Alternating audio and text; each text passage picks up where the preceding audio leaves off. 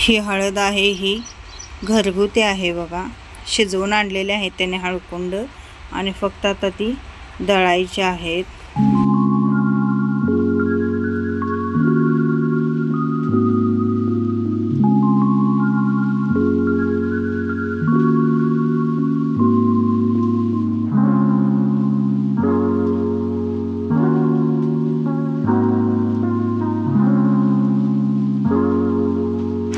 श्री स्वामी समर्थ मैत्रिणींनो, आजच्या व्हिडिओमध्ये तुमचे स्वागत आहे. आणि हे टायमिंग होतं ते सकाळचं टायमिंग होतं बघा. सकाळी स्वयंपाक वगैरे आवरला आणि धुणं भांडे आम्ही सगळेजण मिळून करत आहे. आणि वहिनी आमची म्हणते कशाला धुणं वगैरे धुत्याला दाखवता आहात. त्यांना सवय नाही कॅमेऱ्यासमोर, त्यामुळे त्यांना तसं वाटतं. आणि गवारीची भाजी वहिनीने केलेली होती. तर अशा पद्धतीने मैत्रिणींनो सकाळची सुरुवात आणि सकाळची कामे चालू झालेले आहेत. जास्त माणसं असली की कामांना खूप वेळ लागतो, कारण की भांडी धुणं वगैरे जास्त असतं. आणि इकडं आई आमची बघू शकता, तोपर्यंत इकडं तिनं झोपून टाकलेले आहे. आम्ही धुणं भांडी करत आहे. मी म्हटलं ही कुठे गेली तर ही निवांत झोपून टाकलेले आहे. आणि वहिनीने आमच्या कांदे एकदम घेतलेले आहेत, त्यामुळं ते वाळत घातलेले आहेत. आणि हे टायमिंग होते रात्रीचं होतं, सगळे बोलत बसलेलो. आणि दादाला आमच्या कॅमेऱ्यासमोर यायला नको वाटतं, त्यामुळे तो कसा करत आहे. आणि श्री मुद्दामनं त्याला दाखवत आहे. एकेकांना कॅमेऱ्यासमोर यायला अजिबात नको वाटतं.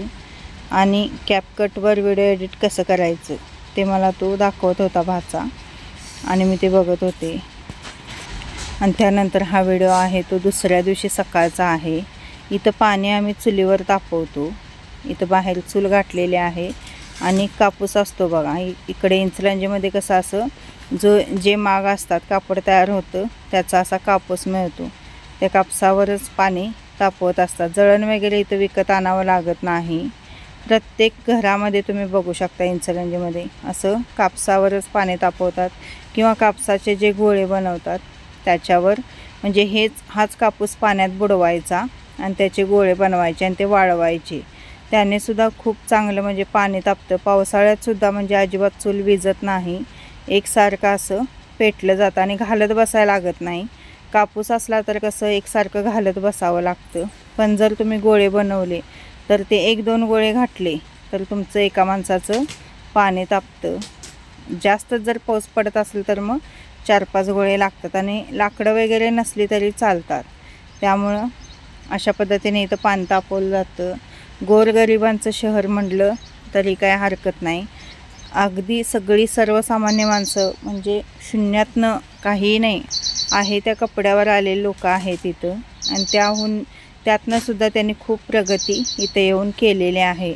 फक्त कष्ट करणारं आणि कष्ट केलेलं टिकवून ठेवणारा माणूस इथं पाहिजे. नाहीतर पैसा खूप मिळतो म्हणून व्यसनाधीश झालेले आणि वाया गेलेले लोकसुद्धा इथं खूप आहेत. पण तशा लोकांचा काही उपयोग नाही. मिळालेल्या पैशाचं काहीतरी चीज केलं पाहिजे. लक्षात ठेवा, हे माझं पाणी आहे आंघोळीचं. आणि मी आता आंघोळ करून घेत आहे. आणि झाडाला फुलांची झाडं पण इथं 3-4 आहेत बघा. लाल फुलांची, जास्वंदीची जी लाल फुलं आहेत ती उन्हाळ्यामुळे थोडंसं म्हणजे फुलं कमी उठत आहेत, कारण इथं पाण्याची थोडी टंचाई असते.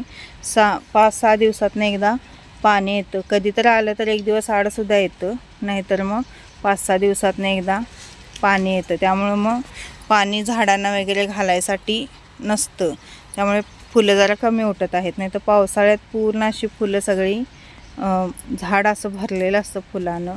आणि इथं अळूच्या पानाचं सुद्धा हे घातलेलं आहे बघा, गड्डा आहे अळूच्या पानाचा. पेरूचं झाड आहे, तसेच बोरिंग चिंचाची पण झाड आहे. आणि असं आपल्याला आजूबाजूला जागा असली झाडं लावता येतात बघा. जागा नसली तर कुठं लावणार मग असं. तुला संध्याकाळी टाकतोय ना, मी दोघांचं 2 आहेत घरात, त्यातला कुठला बी घेऊन तुझं काय करायचं ते कर. मी तर काय 9 वाजेपर्यंत घेत नाही मोबाईल. टीव्ही बघत बसतो असतेच मोबाईलवर. असाच 9-9:30 वाजेपर्यंत मी गेलं की यांचं काम खराब. आमच्या कामाचं आमच्या कामाचं काय सांगू, घरात बसायला पाहिजे. कुणाला काय नाही, त्याचा काय संबंध बसायला लागतंय. मग आता ए इजा यो नको ते डायलॉग आहे, तू काय सांगू नकोस. तुला घरात बसा लागते, मी परवा बघितली. घरात बसायला लागते आणि यांचं काम खोळावा. रस्ता तिथे काय विषय नाही, ते घराचं असते. आता आम्ही आले, आता आज राहिले, आता इथं काम बुडलंच की. मग तेच सांगायला काम पडतंय का नाही? कामाला जाणाऱ्या माणसाचं काम हे होतं. काम पडतंय का आता नाही? घरातल्या माणसाचं एक ठीक आहे. आता सुट्टी घेतात घरात बघा, राहा 8 दिवस. काय? ती सुट्टी घेते 8 दिवस. राह तू गेलीस तर बघ, राहतो राहायचं का माझं इथं राहिलं तर गेलीस तर बघ ना, तू राहा फक्त राहा, बघूया. तो दुकानात जायचं नाही. नाही जात, चल. पण एकटं बसायला नको वाटते. नको वाटतंय घरात. आणि ते कसं असं खालवर असलं खाली असलं तर ती गोष्ट वेगळं पडतं. मग पैसे दे जागा घ्यायला, कोंड्यासारखं जागा घ्यायला पैसे दे, मग खाली घेतो जागा. कोंड्यासारखं वाटते. घरातच बसाय पाहिजे. बांधले म्हणल्यावर खालीच आहे ना. तोपर्यंत एक ताई आलेल्या केसावर भांडे विकण्यासाठी. त्या सर्व काही म्हणजे लोखंड, पत्रा, परत जे आपले हातात घालतो आपण ते बिलवर वगैरे सगळं घेतात. आणि त्यांच्याकडे एक कळशी खूप छान होती, मला आवडली, मी ती घेतलेली आहे. कळशी घ्या जावा, तांब्याची कळशी. तांब्याचं काय बाद बीत असलं तर घाला जावा, जाड मध्ये चांगली आहे.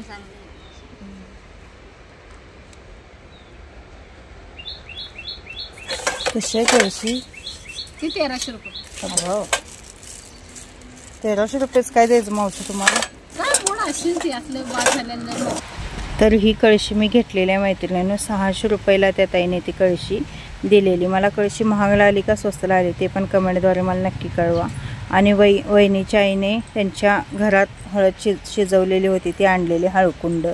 त्याची हळद फक्त दळून आणायची आहे. घरच्या हळकुंडांचा वाससुद्धा खूप छान येतो बघा. मैत्रिणीनं व्हिडिओ कसा वाटला ते कमेंटद्वारे मला नक्की कळवा. आणि व्हिडिओ आवडल्यास प्लीज चॅनलला सबस्क्राईब करा, व्हिडिओला लाईक, शेअर आणि कमेंट करा विसरू नका. आमच्या इकडे पूर्ण ढगाळ वातावरण झालेलं आहे. दुपारनंतर बघू शकता तुम्ही, असा धो पाऊस पडतो की काय आत्ता असं वाटत आहे. असं पूर्ण 2 नंतर असं वातावरण होत आहे, पण पाऊस तर एक थेंबसुद्धा पडलेला नाही. उलट जास्तच गरम होत आहे. चला तर मैत्रिणींनो, पुन्हा भेटू काहीतरी नवीन घेऊन. तोपर्यंत धन्यवाद.